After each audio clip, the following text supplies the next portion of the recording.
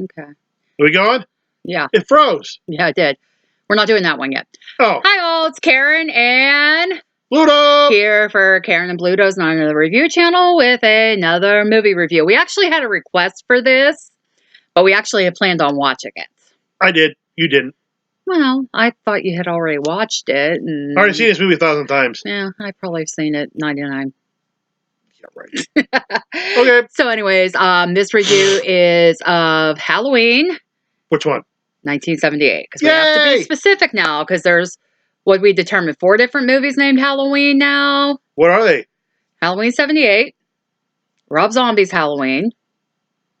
There's I'm forgetting something. The Halloween that was just out in 2018. That's 3. What's the last one? I don't know. I thought there was 4. Anyways. So now you have to be specific when you're saying which Halloween you are watching. So we are doing the one from 40 years ago. Well, 41 now, but. So let's begin.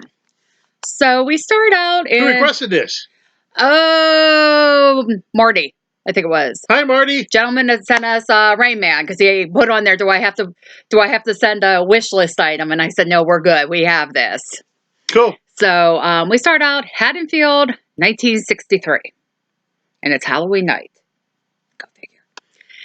So we start out with this kind of point of view shot. There's somebody watching this young couple in a house. Ooh. They're kind of getting a little frisky, decide to go upstairs. Frisky. Like the cat food? No, not like the cat food. Oh. And whoever's in this point of view shot eventually goes in the house and grabs a kitchen knife and starts wandering through the house. He eventually sees, yes. Oh, no, that was me with a knife. Oh, I thought you were raising your hand because you had a question. No, sorry. Okay. So anyways, this young couple, the kid comes walking downstairs, so the person hides briefly, and the girl yells, hey, call me tomorrow, and the kid walking out was like, yeah, whatever. So we all know he got what he wanted, he ain't gonna call. Yeah, he's quick. But, yeah, that was relatively quick. Anyways, whoever's doing from this point of view shot goes upstairs. He grabs this clown mask that was shown earlier in the movie, goes into the girl's room. The girl yells Michael at him, and he starts stabbing away at her. When did they show it early in the movie? Huh? The mask? The mask. The boy had the mask on downstairs, the little clown mask. Oh, okay, yeah. So she said take that thing off or something. Yeah. So he stabs her, and then once she's dead, he goes outside, and the parents come home. And they pull off the mask. The father's like, Michael. And I laugh at the mother in this part because I think we glitched. Yeah, we glitched. So bear with us if we go out of sync here. So basically, the mother is just like glaring at him like, what the hell did you do now? And I just laugh every time I see that. You don't think it's going to do that because I really hate watching it when it gets like that. Yeah, I know. What should we do? I'm sorry, I'm not trying to be a pain, but I don't like to watch it like that. Did it again. Okay, I'm going to stop and we're going to come back, so hold on. Okay, guys, we're back. I apologize. I hope this works. My computer's just being really stupid recently. Every time we get a request, we have to do it twice. So, if the first part of the video glitches, I stop this. I'm re-recording, so I'm just going to pick up from where I was leaving off. We'll check it when we're done. So, anyways, we flash forward, move forward, whatever you want to say, to October 30th, 1978, Smiths Grove, Illinois. And we have these 2 people driving in the car, Dr. Loomis and Nurse Marion. And of course, it's like raining cats and dogs. It's just... Really? Oh, it's raining very heavy. Oh, okay. And they're kind of discussing, the nurse is asking what she needs to do, and Dr. Loomis is explaining, just like, keep them tranked up, and we're just tranked up, like drugged up. All right, I get it. So basically, they just need him to go before that he's never getting out of the sanitarium. Basically, they're going to keep him in the hospital for life because he's too evil to be out in the world. What? That's basically the long and short of it. He's too evil to be in the world.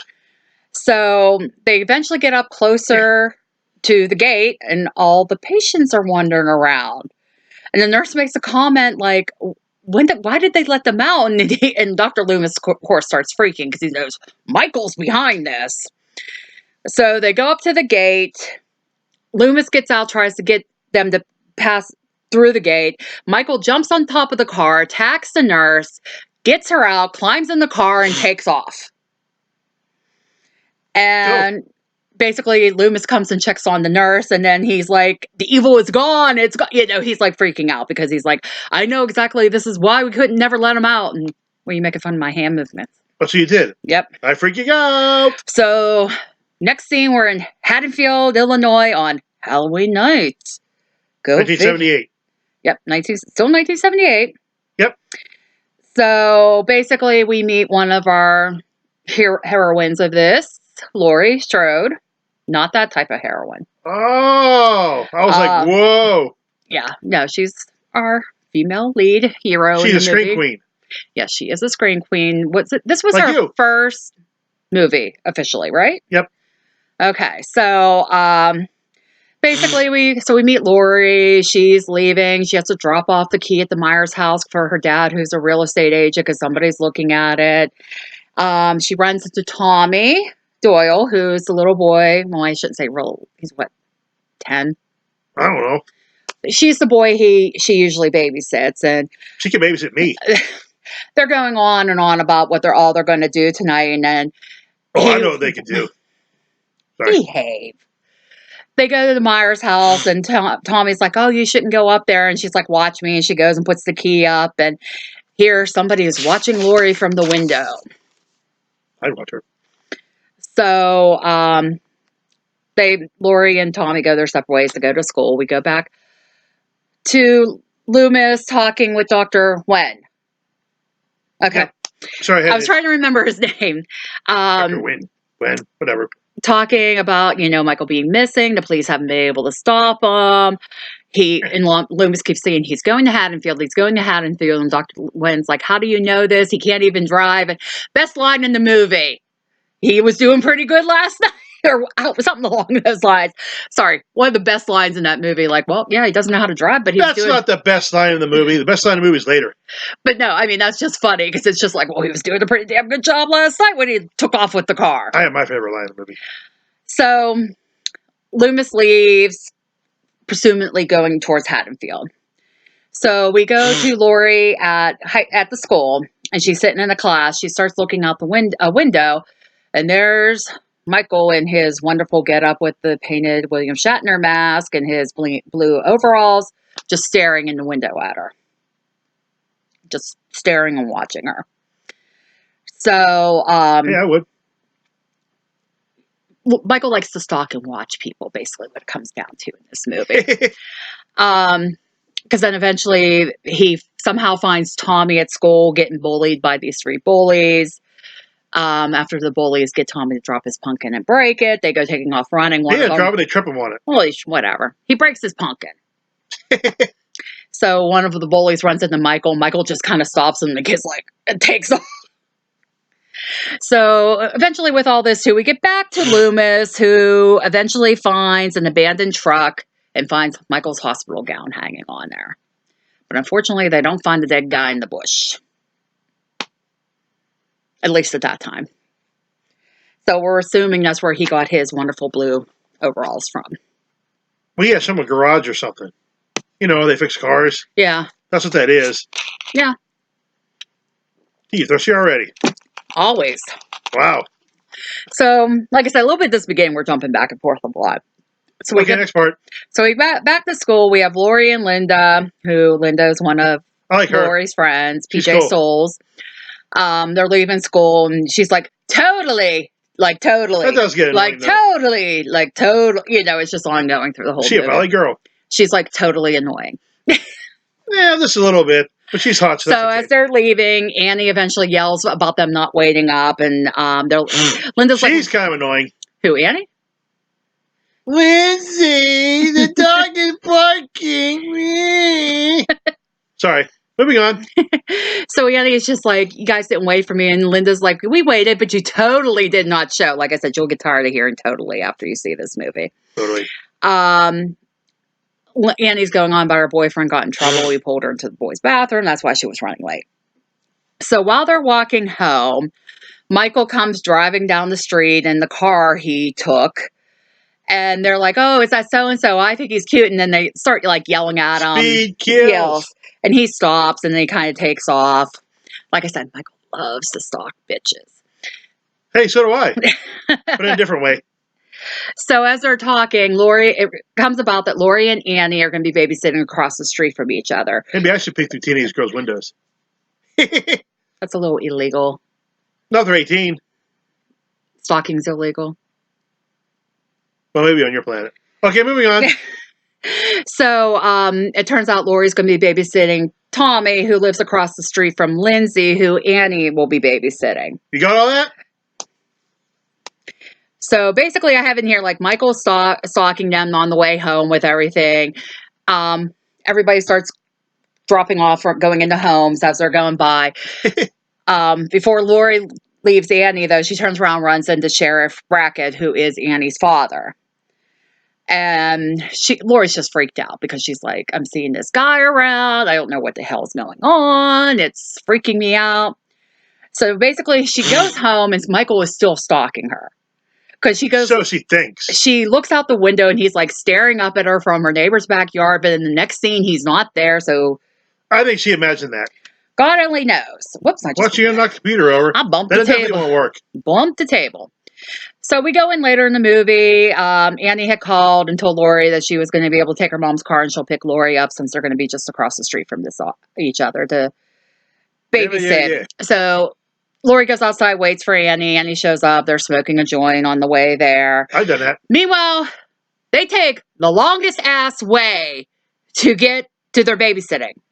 I told you because they're so high, they don't know where they're going. So, I mean, because if you were like early in the movie, Lori and Tommy cross paths. I don't know which way little Annie was driving to get to babysit them. They're high. Where do we go? Ooh. So anyways, in the middle of all this, they run into Annie's dad, the sheriff again. Somebody broke into the hardware store. Loomis shows up to talk to the sheriff. And Loomis has his back turned, does not see Michael drive by in the car that he stole. Because we got to have a story. So, prior to all this, too, Loomis had gone to the cemetery. Yeah, I skipped ahead. Sheesh. Because I was so busy on them folks smoking a joint and not getting to where they needed to be in a decent amount of time. Okay. So prior to all this, Loomis goes to Sarah Palin's house. Sarah Palin's house. I thought what you were going to say. Wow. I went to say the cemetery. Because he's checking on Michael's sister's Judith grave marker. Sister Judith. Grave marker. His sister Judith. Yeah, no, you said it. You said Michael's sister's Judith. So anyways, the grave marker's missing. Loomis makes the comment he came home. That was funny. Okay, so maybe you had also while Lori and Annie are driving, they're kind of talking about, the dance and everything else. And the tragedy of Ben Tramer. And Lori kind of disclosed that she likes this kid, Ben Tramer. And Annie's all like, oh my God, I can't believe you actually think of stuff like that going on and on and on. But we know that never happened. Right. So they arrived to babysit where they're babysitting, and Michael is still following them. Like I said, longest ass drive ever. So they're so high they didn't even know that they were following each other. They didn't notice him in the car. No, they didn't. That's how high so Annie drops Lori off in front of the Doyles. She goes in. She pulls across the street to Wagner? What's Lindsay's last name? The Wallaces. Wallaces. Whatever. I thought you saw this movie. I didn't remember their last name. So Michael's still just kind of hanging out, stalking him.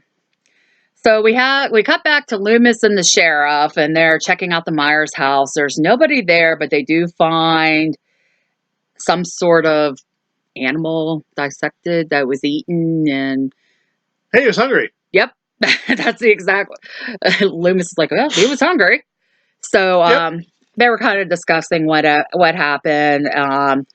Loomis kind of talks about Michael's history. Excuse you. Sorry. So Loomis says he'll stay behind and watch the house while the sheriff kind of checks out the rest of the town and makes sure everything. That tastes like stink bugs and cottage cheese. Ew. So we go back to the babysitting with Lori and Tommy. She's reading to him, and he's going on about how he's in the comic books right now. And she's like, those are going to rot your brain. Hey, and then Tommy starts asking about the boogeyman. there's no such thing. And Lori's like, there's no such thing. And if you can only come out on Halloween, I'm here. Don't worry about it, basically. Yeah, she can protect me. So, in the middle of all this, Annie calls Lori. And she's like, well, guess you're going to the dance tomorrow night with Ben Tramer. Of course, Annie freaks out. Annie freaks out. Lori freaks out. She's like, oh my God, you have me so embarrassed. There's no way, going on and What's on. wrong with her? She hooked her up with some, Well, I guess because she's not that type of girl. Maybe she's not my type. In the middle of all this, Tommy looks out the window, sees Michael lurking, and freaks out. And Lori's like, she sees his silhouette. And Lori's like, there's nothing out there. If you don't settle down, that's it. So while Annie's on the phone with Lori, she's making popcorn. Well, she spills butter all over herself. In between this, the dog Lester's getting on her nerves that Bluto was doing a nice impression of earlier. Yep. And she basically hangs up on Lori to go wash her clothes. And this is the weirdest thing ever. This family's laundry room is in a separate building outside the house. Yeah, it's the 70s. God only knows. Who knows? Even though this was filmed in California, they're supposed to be living in Illinois. So I can't think of how convenient that would become winter with the snow. That's just me personally. Important plot twist. Yeah. Anyways, moving on. Little things you pick up whenever you've seen this. Yep. Anyway, many times. Well, many times. Annie goes out to the laundry room, gets stuff going, ends up getting locked in the laundry room and can't get out. So she's trying to climb out a window. Good thing she had underwear on. She starts screaming for Lindsay because she's stuck. That part's funny. And Lindsay's just sitting in there, and then all of a sudden the phone starts ringing, and Andy's yelling, "Oh, Lindsay, what's her boyfriend's name? I don't know." Paul. Actually, it's John Carpenter. It's Paul. Lindsay answers the phone, and she's like, "Hello," and the dude's like, "Hey, Lindsay, this is Paul. Is Annie around?" And she goes, "Yeah, I'll go get her." And she hangs up the phone. Bust up laughing every time I see that. So, Lindsay goes out and yelling, "Hey, Annie, Paul called," and then she hears her getting caught. So Lindsay eventually goes and helps her out. Annie's like, "Don't tell anybody about this." Well, as they're going back to the house, the phone's ringing again. So they start racing. Lindsay gets it and goes, "She was stuck in a window or something," like not even knowing if it was Paul or not. So Annie gets on with Paul, and they're talking. And here, I guess he's able to sneak out. So he's like, "Well, why don't you come over and get me?" And she's like, "Okay, I'll be over." Well, Annie wants to take Lindsay with her, but Lindsay's like, "No, I don't want to go." And she goes, she's whiny too. Annie goes, "Well, how about I make arrangements for you to continue watching the movie with Tommy and Lori?" And Lindsay's okay with that. So then they go across the street. Annie kind of begs Lori to keep Lindsay so she can go get Paul and have a little peace and quiet a little bit beforehand. What? Peace and quiet. Peace and quiet. Paul and Annie ain't going to have peace and quiet. Well, no kid around. At least she likes to have fun. You're saying I don't? Or you're saying Lori doesn't? I'm talking about Lori. Oh, okay. Okay. So anyways, Yeesh. Lori's basically like, if you call Ben and call everything, the date off for the dance tomorrow, I'll do it. And Annie's like, "Okay, if you do it, I'll consider it." So she leaves Lindsay, goes back to the house, tries to get ready to go. Well, the doors are locked on the car. She goes back in, grabs the keys, fixes her hair up, goes back out, and all of a sudden the windows are all fogged up because the door's unlocked. So needless to say, I guess Michael picked the lock and was hanging out in the back seat of the car and basically strangles and then eventually slits. Maybe it was unlocked all the time and he just locked it when he got in. Maybe he just locked that side. Yep. So anyways, Michael takes out Annie. Yep. So while Tommy and Lindsay are watching movies, Tommy sneaks off the couch and tries to scare Lindsay. Well, he looks out the window, sees Michael carrying Annie's body back to the house. He freaks out, scares Lindsay. Lori gets mad. Tommy's like, "Well, nobody believes me." And Lindsay's like, "I believe you." And Lori's like, "I give up at this point." So we go back to the Myers house. Loomis is still standing outside there, and the three bullies that were bothering Tommy at school are like daring each other to go up to the house. So eventually Lonnie goes up and he scares Lonnie like, "Hey, Lonnie, get your ass off the porch," or something, and they all take off running. Close enough. Something along those lines. Okay, what's the line? I can't say it's bad. What he says about getting your ass out of there. Okay, I'll say it. What? He says, "Hey, Lonnie, get your ass away from there." Yeah. That's what he says. That's not what you said. Well, long and You can short check of it. I Long like and that part. short of it. Is that the best line in the movie? No, but it's coming. Okay. Anyways, the sheriff comes back up. Loomis is holding a gun. No, that was earlier he held the gun. Never mind. Sheriff Brackett's like, nothing's going on but your typical Halloween fun. Basically, there's nothing going on. No reports. Something like that. Michael's not around. Your hair looks nice. And You gonna excuse me. puke? No, it's going to burp. Oh, And Loomis just still tries to convince him to wait for the night. He knows he's here. So back to the babysitting crew. Linda and her boyfriend Bob show up at the I did write the Wallace's house. I did write. I just forgot. Of course, they've been drinking and everything else. They're discussing about what to do when they go in the house so they can have a little fun. And Bob's talking about tearing off his clothes, her clothes, Lindsay's clothes. sounds like something I would say. Yeah, and I'm like, dude, she's like 10. Anyways. Oh, well. So they go up to the house. They get inside and it's dark. They're like, okay, where's everybody at? So Linda calls over to the Doyles and talks to Lori.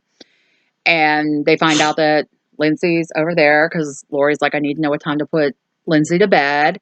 And they're basically like, okay, we got the whole place to ourselves for the night. So then they head up to the parents' bedroom to have a little fun. What are you doing? I just noticed, did you dress up for this movie? No, I just happen to wear You got this pumpkins to work. on, right? And leaves, and it's my fall scrub top. Wow, that was good timing. Yep. Okay, moving on. They go upstairs. So, Linda and Bob go upstairs. They're getting it on, and meanwhile, Michael is lurking around the house, kind Because of. he likes to watch that kind of thing. Apparently. So, eventually, after they're done with the first round, what? Thought that was funny. Linda's like, tells Bob basically to go down and get her a beer. So, Bob goes to go downstairs and get her a beer, and eventually, I can't remember what all he was doing in the kitchen, but at some point, he goes over to Looking for food. Oh, is that what he was looking? I knew he was looking for something else. I think. We opens the one Too cupboard, dark. and Michael comes out and basically stabs and kills him to the point he's hanging off the wall. Michael just kind of Classic scene. stares at him. Cool. So Michael puts a sheet on, puts Bob's glasses on, and goes upstairs. And Linda's like talking to him, like, and showing off the goods. Like, you see something you like, and That's the best line. See anything you like? Is that what your line is? The best line? Of course. So, I see. she gets mad because he's not responding. So she's like, I'm going to call Lori. Well, while she's trying to call on the phone, he takes the cord and strangles Linda. And Lori's like, what the hell's going on? Are you guys okay? Maybe she's into that kind of thing. Who knows? So anyways, while they're on the phone kind of goes dead. And the kids are already sleeping upstairs. Lori put the kids to bed. Well, she calls again. Yeah, so Lori hangs up the phone and calls back. And the phone's ringing. There's no She lets her ring like twice and hangs up. Yeah, not that many times. That was funny. So then she goes upstairs and checks on the kids. And then she's basically going to go across the street and see what's going on. Are you done? Sorry. So we get back to Loomis hanging around in front of the Myers place. And he turns around and That's he funny. sees the damn car. That's what I said. This drives me nuts. I don't know how the hell they were driving. That took them so long when they're right there. Anyways. Really? Yeah. Them driving to go babysit drives me nuts. I don't know what it is. Yeah, that don't bother me. But anyways. This movie's very mellow. So Loomis is like, oh shit, he is here. I am right. So he goes and starts looking around to see if he can find Michael. So Lori gets across the street, starts checking out things, finds the back door open, goes in. She eventually makes her way upstairs to the parents' bedroom. And there was a jack-o'-lantern sitting on the nightstand with a candle. So that's kind of the only light coming That part's cool. in there. I like And that she shot. opens the door, and there is Judith Myers' headstone at the head of the bed and Annie's body laying on the bed. I don't know why, but I always like that. That looks cool. It's an interesting, That's an interesting a good shot. It's an interesting idea of what That'd be a it cool represents. So, of course, Lori starts freaking out. Eventually, Bob's body comes hanging What? down. Bob's It body. comes falling, Hanging down. I couldn't describe it. Like it's just sitting there rocking like it's hanging there. And then she goes over by a cupboard and it slides open and there's Linda's body. And She looks funny. She's all cross-eyed. yeah, she's just laying there all dead. She's cross-eyed. So she like goes out Boris. in the hall and she's freaking out. And in the background, out of the shadows behind her, you see Michael's mask and Michael's showing. Cool. So Lori gets ready to go. Michael comes and slashes her arm. She falls over the banister down the stairs. I don't know how she did not get seriously hurt. And we have our big climactic chase scene coming up. Yep. So Lori tries to escape the house. Michael is trailing her. You know, he's just walking and she's running like crazy, but not getting any further ahead. Are you doing your impersonation, Michael? Yep. So eventually, you know, she gets out of the house. She's screaming for help. She tries to go to one neighbor's. They turn the light on, turn it back off like she's doing a practical joke. Well, she eventually gets back over to the Doyles and she can't get the key out of her pocket. So she takes one of the potted plants and throws it up towards the window to wake up the kids. And, hey, it works. And Tommy's like half asleep, like, what's going on? And Lori's yelling, Tommy, it's me, come down and let me in. And he's like, all right. And eventually he comes down. Meanwhile, Michael is just like literally making his way out of the house. So Tommy comes down. Lori yells at him to get back upstairs. She locks the window. She locks the window. Locks the door. Turns out the lights, and she's sitting by the couch with her knitting needles. Very good. Yeah, you knew what I meant by this. No, I just knew remember the movie. She eventually notices like one of the windows is open and the curtain's blowing. So she's like, oh no. So Michael shows up from behind the couch. Am I remember correctly? Because yeah, and then she stabs him with the knitting needle. She stabs him. He pulls it out and he drops. Yeah, she stabs him with a knitting needle in the neck. Yep. He pulls it out and like just plops to the floor. It's actually quite comical. Yep. Because it's just like he's like, what, didn't you like that impersonation? Yep. So Lori checks him. He's not moving. So we cut back to Loomis. The sheriff finds him, tells him he spotted the car. He is here. So they start looking. So Lori goes upstairs to check on the kids, says she killed the boogeyman. Then all of a sudden, Michael comes up the steps. So she didn't kill the boogeyman. She should hit him with a bat. So she instructs the kids to go into the bathroom and lock the door. She goes. I thought it was a closet. I thought it was a bathroom. Leave a comment what it is. I thought it was a closet. I thought it was a bathroom. Maybe. And she goes into the closet in the bathroom, and she's trying to barricade herself in. She goes in the closet in the bathroom? She's in the bedroom. No, bedroom, I mean. So you got me all confused. You're confusing yourself. No, you're confusing me. So anyways, she kind of gets herself barricaded in, but it's not a real strong closet. So he like starts breaking in, and she reaches up and grabs a wire hanger and untangles it and stabs him in the eye with it, and he falls over again. I thought she stabs him in the chest with a knife. Oh, yeah, then she stabs him. Oh, yeah, she gets him first and then takes the knife and stabs him. I forgot that. I think I did write that. So anyways, you really saw this like twice. No, I saw them more than that. All right. So anyways, she figures he's dead again. You know, she's injured from everything. So she steps over him, gets the kids out, tells them to go down the street to the one neighbors and tell them to call the police. I thought it was the Mackenzies. Yeah, I said the one neighbors. I couldn't remember who it was. So the kids take off screaming, which attracts Loomis's attention. He goes running to the house, Doyle's house. Lori starts rising up behind her. Michael starts rising up behind her. And then as she's standing up to walk away, he comes up behind her, starts strangling her as Loomis comes up the steps. At this point, his mask does get pulled off. So you do get a brief glimpse of the actor portraying him. Yes and no. It's not real good. It's not really him. Yeah. So, I mean, it's... He was only there for that one shot.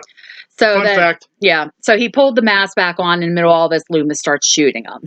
So he gets shot and he's backing up in the bedroom. I know I hit the light. And all of a sudden he falls over the balcony and lands on the ground. Yep. So Lori asks Loomis if that was the boogeyman. And Loomis says, as a matter of fact, it was. Well, you got that line right. Yes, I did, because that's a good line. Another good line in this movie. So Loomis goes... It's like you said Lewis. I think I did say Lewis. Loomis goes to check outside and Michael is gone. So never to be seen again, right? which was the original idea. Yep. So then the music, Probably should've the stuck with it. infamous Halloween theme starts playing awesome. with breathing, and then it's showing a montage of the different places from within the movie. Cool. And that's it. I Great. did forget to mention this movie is rated R because we were discussing about What would also be rated? G. And it's an hour and 31 minutes. Awesome. Actually, I love this movie. This movie is great. I mean, minus my little pet peeve about them driving bother all me. over BFE to get 2 blocks away, apparently. I like this. This is a snow cool Bill movie. I think They don't that's make what them like it is anymore. with this is there's really no blood in this movie. Don't need it. You know, but with It's cool. between the music, the atmosphere, the fact that Michael does not talk, he's just attacking people. You know, it's I wish they made more movies like this. it's more. This movie is good because of that concept. Has a good cover too. The pumpkin with the knife. Yeah, You should get a tattoo of that. yeah. Bob has that. That's cool. Yeah, he's touched up though. He's had it for a while. But Cool. yeah, like I said, if you haven't seen the original Halloween, Then why are you watching this? yeah, really. Then what do you watch? Definitely need to go and watch it. This is one of these ones, you know, it definitely has very high rewatch value. Watch this one and the second one back to back. Yeah. It's good. I technically saw the second one first On TV. when I was younger, when I was, on TV. When I What, had, on TBS? I don't even remember. I'd spent the night at a friend's house and her I'm mom was scared. watching it. So I had actually seen part of the second one prior to seeing Maybe we'll do that one. this one. I Yeah. like that one. But the first and second one are my favorites. Mine too. So, but I think that is it for this review. Please remember to like, comment, subscribe, hit that bell icon so you know when I post new content. We post new content. I post it. I don't post nothing. I'm just here. Anyways, help share the page. It would be greatly appreciated. Check out my other channel, K-Dog Gabe's Toys and More. Yep. Toy game reviews, some other things going on over there. Amazon wish list is posted. So if you want to help us out or if there's something you want us to review, I can put on there and you're willing to get it. That would be awesome. Cool. I think that's it. I'm probably forgetting something, but I'm tired tonight. No, so we're good. We'll see you in the next one. Bye. Bye.